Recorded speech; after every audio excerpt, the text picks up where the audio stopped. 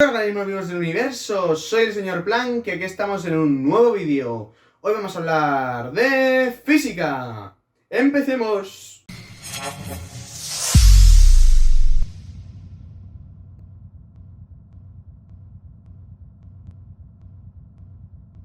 Bien, seguimos aquí con la serie de vídeos de cinemática de universidad, ¿vale? En el anterior vídeo vimos las componentes intrínsecas de la aceleración, ¿vale? Y en este vídeo vamos a ver lo que son la composición de movimientos y el movimiento curvilíneo en general, ¿vale? En dos dimensiones en principio, pero también lo vamos a ver en tres. Bueno, ¿qué es eso de la composición de movimientos? El único tipo de movimiento que hemos estudiado hasta ahora es el movimiento rectilíneo, ¿vale? Es un movimiento en una dimensión, en un eje, en el que sea, pero es un solo movimiento en un eje. Ahora, ¿qué pasa? Si yo tengo sobre una partícula varios movimientos aplicados a la vez, ¿vale? Es decir, si yo tengo una partícula que se está moviendo para allá, ¿vale? Y de repente, por lo que sea, se empieza a mover también para allá y se mueve simultáneamente para allá y para allá, ¿vale? Esto es una suma de dos vectores. Y estos vectores se van a sumar dando un vector resultante. En conclusión, la trayectoria rectilínea que llevaría la partícula en cualquiera de los dos caminos se desvía por culpa del otro movimiento, ¿vale? Y entonces da lugar a un movimiento resultante y a este fenómeno se le conoce como composición de movimiento, ¿vale? En realidad es una suma vectorial. ¿Qué pasa? Que estas velocidades pueden ser constantes o no, ¿vale? Entonces, si yo en un eje tengo aplicada una velocidad constante, ¿sí? Este vector siempre va a ser constante y se sume con lo que se sume, siempre va a ir de esta manera, ¿vale? Pero si yo aquí tengo un movimiento acelerado, por ejemplo, ¿vale? Este vector inicia así, ¿vale? Y entonces el vector suma en este instante sería así. Pero en el siguiente instante, es decir, cuando se ha movido esto un poquito, que esto está aquí, ¿sí? Este vector ha crecido y este vector se mantiene igual. Con lo cual, fijaos que el vector velocidad que tendría en este punto apuntaría para allí. Con lo cual el cuerpo se movería en movimiento rectilíneo en este eje. Pero en el siguiente instante, este vector vuelve a aumentar porque esto está acelerado, pero este sigue siendo constante. Con lo cual, esto se va acercando cada vez más a este vértice, ¿lo veis? Y esa trayectoria en cada punto se va curvando, ¿vale? Con lo cual, si yo estudio esto en todos los puntos, una trayectoria que en cada punto sería rectilínea, ¿vale? Este cuerpo se movería con la velocidad resultante en movimiento rectilíneo en cada punto, ¿vale? Pero como esta velocidad no pararía de aumentar, esta velocidad resultante cambiaría, se acercaría cada vez más a esta componente, ¿vale? Porque esto lo suponemos rectilíneo. ¿Y qué es lo que pasa? Pues que la trayectoria se curva y una trayectoria que es inicialmente recta acaba siendo una trayectoria curvilínea, ¿vale? Entonces definimos así el movimiento curvilíneo, ¿vale? Y este tipo de movimiento, pues vamos a estudiar casos particulares. ¿Estos casos particulares cuáles son? Pues estos casos particulares son lo que llamamos tiro parabólico y tiro horizontal. Bueno, estos son los típicos de los ejercicios, pero realmente la composición de movimientos va mucho más allá, ¿vale? Y lo hemos hecho en dos ejes, pero también se podría hacer en tres. Vamos a ver también en el futuro composición de movimientos en tres ejes, ¿vale? Pero eso es un poquito más avanzado. Entonces, de momento estamos estudiando el movimiento en dos dimensiones. ¿Y qué tenemos aquí? Bueno, pues nosotros lo que tenemos aquí, ¿vale? Fijaos, si yo dejo caer un cuerpo por acción de la gravedad, ¿vale? Yo sé que este cuerpo va a ser acelerado por una aceleración g, que estudiaremos en un capítulo más avanzado, ¿vale? Y esta aceleración g vamos a suponer constante, que vale menos 9,8j, perdón, metros por segundo al cuadrado, ¿vale? Con lo cual, este vector velocidad que hay en cada instante no pararía de aumentar, ¿vale? Si yo ahora dejo caer un cuerpo a una determinada altura, ¿vale? Pero además le meto una patada, con lo cual esto se está moviendo aquí con una velocidad que aparentemente es constante, ¿vale? A efectos de los problemas es constante. Esto cada vez va a estar acelerado, con lo cual esto en este punto va a ir para abajo, ¿vale? Y realmente aquí se van a sumar estas velocidades y esto se movería en trayectoria rectilínea para acá. ¿Pero qué es lo que pasa? Que cuando avanza aquí un poquito en esta trayectoria rectilínea, este vector vuelve a crecer, pero este se mantiene constante, con lo cual esto se acerca más para acá, ¿vale? Y entonces la trayectoria real del cuerpo, si lo veis, va haciendo así, se curva. Y esto es lo que se llama un tiro horizontal. ¿Por qué? Porque yo he dejado caer un cuerpo por acción de la gravedad, pero lo he lanzado horizontalmente, ¿vale? Y cuando lo he lanzado horizontalmente, esta trayectoria recta de la gravedad que va para abajo se curva. Que realmente no es una trayectoria recta tampoco, pero bueno, eso ya lo veremos. Y esto se le llama tiro horizontal. Entonces, ¿cómo estudio yo este movimiento? Pues tendría que estudiar el movimiento en cada eje, ¿vale? ¿Y cómo sé yo eso? Pues yo tengo un vector de posición, vamos a considerar en 2 dimensiones, ¿no? Entonces yo tengo aquí una componente en X y una componente en Y. Vale, la componente en X sigue una función de velocidad constante. Ambas son funciones del tiempo, ¿vale? En el eje Y hay una determinada aceleración que vale g, ¿sí? Que es, suponemos, constante, ¿vale? Con lo cual, sabemos que esto es la derivada de la velocidad respecto al tiempo. Si queremos sacar la velocidad, como hemos visto en otros vídeos, integramos, ¿vale? Y si queremos sacar aquí la posición en Y, volvemos a integrar la función de velocidad. Y al final nos queda que la posición en el eje Y sigue esta fórmula, ¿vale? Y, bueno, en módulo sería Y es la velocidad, la posición inicial, más la velocidad inicial en Y por el tiempo, menos 1/2 de la aceleración que es g por el tiempo al cuadrado, ¿vale? ¿Sí? Y la posición en el eje X, como es un movimiento rectilíneo uniforme en principio, también podría ser acelerado, y entonces simplemente tendríamos que aplicar esta fórmula con la aceleración que nos dieran, ¿vale? En el eje X vamos a tener esto. La velocidad inicial en el eje X, que es constante, por el tiempo, ¿vale? Y entonces, simplemente sustituyendo aquí, sacamos el vector de posición. Derivando el vector de posición, sacamos el vector de velocidad, ¿vale? Fijaos que si yo lanzo esto con un determinado ángulo, ¿vale?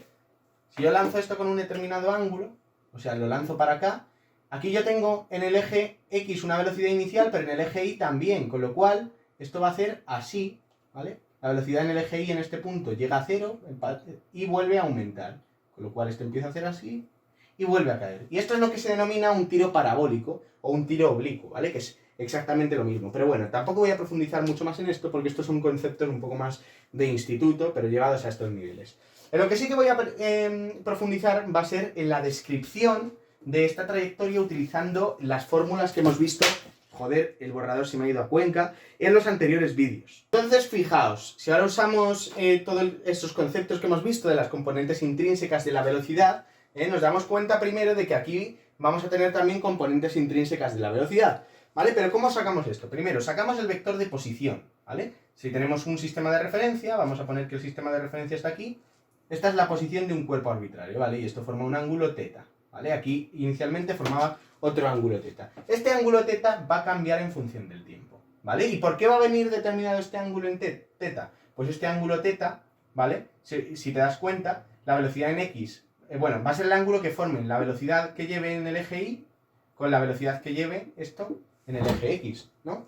O la posición que lleve, mejor dicho, va a ser el ángulo que forme la posición a la que se encuentre en el eje Y respecto a la posición en la que se encuentre en el eje X, ¿verdad? ¿Sí? Entonces yo puedo decir que la tangente de este ángulo θ va a ser el cateto opuesto, ¿no? Va a ser X, no, perdón, va a ser el cateto opuesto que es Y entre X, ¿vale? Esta es la tangente de θ, con lo cual este ángulo θ, ¿sí? Va a cambiar con la función arcotangente de la altura respecto a X, ¿vale? Y si yo ahora quiero saber cómo cambia θ en función del tiempo, yo, ¿qué es lo que sí que sé? Pues yo sí que sé que esto va a cambiar en función del tiempo con estas ecuaciones que hemos visto del movimiento, ¿no? Entonces este ángulo θ va a ser la arcotangente de Y, que va a ser una determinada altura inicial, ¿vale? Más la velocidad inicial de Y por el tiempo. Esto es una constante, pero esto ya depende del tiempo. Menos 1/2 de una constante que es g por el tiempo al cuadrado. Y esto, a su vez, va a cambiar con una función, vamos a suponer que hemos lanzado esto en el eje X a velocidad constante, con lo cual esto va a ser una posición inicial más la velocidad inicial en X por el tiempo. De esta forma va a cambiar el ángulo θ, ¿vale? Entonces, y ahora si quiero describir este movimiento con las ecuaciones que he visto antes, ya tengo θ en función del tiempo. θ cambia con la función arcotangente que depende del tiempo, ¿vale? Y si yo ahora quiero derivar θ, para sustituirlo a las fórmulas que deduje en el otro vídeo, por cierto, id a verlo si no lo habéis visto, sí voy a sacar la primera derivada de θ y la segunda. Entonces, la primera derivada de θ, ¿cuál va a ser? Pues va a ser la derivada de una arcotangente. La derivada de una arcotangente es 1 partido por la función, 1 partido por 1 más la función al cuadrado. Esto va a ser y sub 0 al... Bueno, voy a poner directamente y partido por x, al cuadrado. ¿De acuerdo? ¿Sí? Vale. Y ahora, 1 partido por una función al cuadrado. Por la derivada de esta función. Y aquí tenemos la derivada de un cociente. Vale, y ahora, ¿esto cómo se hace? Pues va a ser la derivada de lo que está arriba. La derivada de lo que está arriba es, esto vale 0 porque no depende del tiempo, esto es v sub 0i. Este 2 pasa aquí multiplicando, se va con un medio y me queda menos gt. ¿Vale? Y la derivada en x, bueno, esto por, esto sin derivar, ¿vale? Por x sub 0 más v sub 0 xt.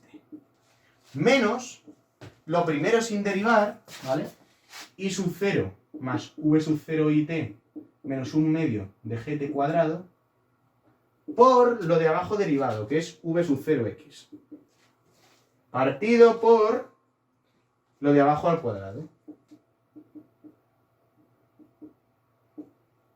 Vale, esta función tan larga y tan densa, ¿vale? Si os dais cuenta, esta función tan larga y tan densa nos dice cómo cambia el ángulo θ respecto al tiempo. Y va a tener esta fórmula, va a tener esta ecuación. Se podría simplificar más. Simplificadla vosotros si queréis, ¿vale? Y la segunda derivada no la voy a sacar porque, bueno, tampoco nos vamos a meter en esos berenjenales, ¿vale? Pero derivaríais esto otra vez, que es una barbaridad, ¿no? Y la sacaríais. ¿Cuál es la conclusión? Fijaos, vamos a coger la ecuación de la velocidad derivando el vector de posición, que la sacamos en el vídeo anterior, ¿vale? Si os acordáis, el vector de posición era el módulo por el radial, la velocidad era la derivada del vector de posición respecto al tiempo, que era la derivada del radial, la derivada del radio por el unitario radial, ¿vale? Más el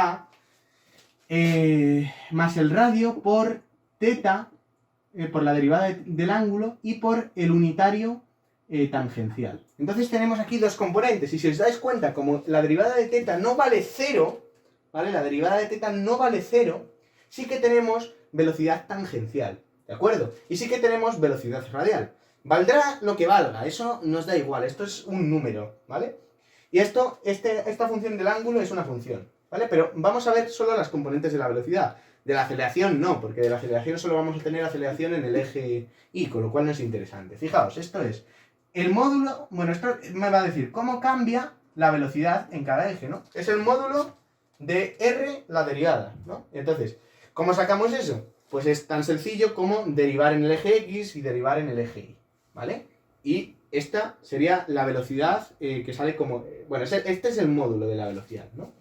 Entonces, la velocidad va a ser el módulo de la velocidad por el unitario radial, ¿vale? Que sería esta, bueno, ahora lo vemos, más el radio, que si lo veis, aquí cambia, ¿vale? Va cambiando la distancia a la que se encuentra cada punto. Sin embargo, esta distancia es igual que esta distancia, lo cual va a implicar que esto sea simétrico, ¿vale? Por la derivada del ángulo, que esto depende del tiempo, a su vez es una función del tiempo, ¿vale? Por el unitario tangencial, ¿vale? Vamos a tener una velocidad radial y una velocidad transversal. Por ejemplo, en este punto de aquí, ¿vale? Yo voy a tener una determinada velocidad radial, que es esta, ¿no? Yo en este punto de aquí, bueno, vamos a coger la trayectoria en general, ¿vale?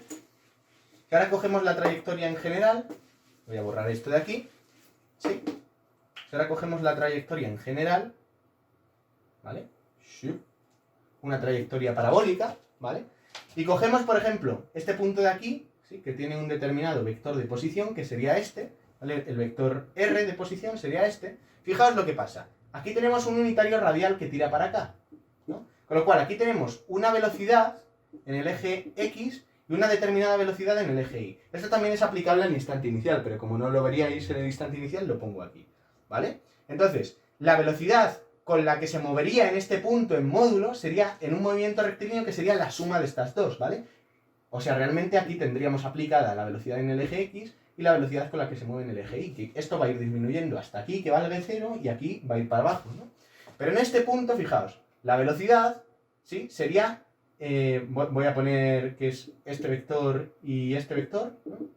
La velocidad sería este vector de aquí, ¿vale? Va a ser un vector que tenga la dirección radial, ¿de acuerdo? ¿Sí? Con lo cual, este vector, esto está muy sucio, lo siento, pero yo creo que os hacéis ahí la idea, este sería la velocidad radial, ¿vale? La velocidad que apunta a la dirección del radio.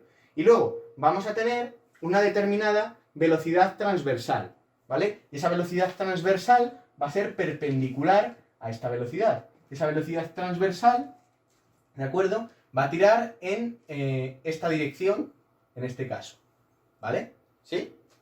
Y esta va a ser nuestra determinada velocidad transversal. Vamos a tener una velocidad radial y vamos a tener una velocidad transversal porque el ángulo cambia en función del tiempo. ¿De acuerdo? ¿Sí? Pues eso en principio, bueno, y otra cosa más, ¿vale? Y ya con esto acabamos. Para definir el movimiento curvilíneo en general, ¿sí? Si nosotros nos movemos por una trayectoria que está curva, ¿vale? Un cuerpo se mueve de un punto A a un punto B, en una trayectoria curva y recorre, voy a poner que esta es mi trayectoria, y recorre una longitud de arco S, recordad una cosa, recorre este espacio en este tiempo, ¿vale? Pero el vector también cambia de ser R inicial a R final en este tiempo, ¿vale? Este es el desplazamiento, acordaos. Entonces, ¿qué es lo que pasa aquí?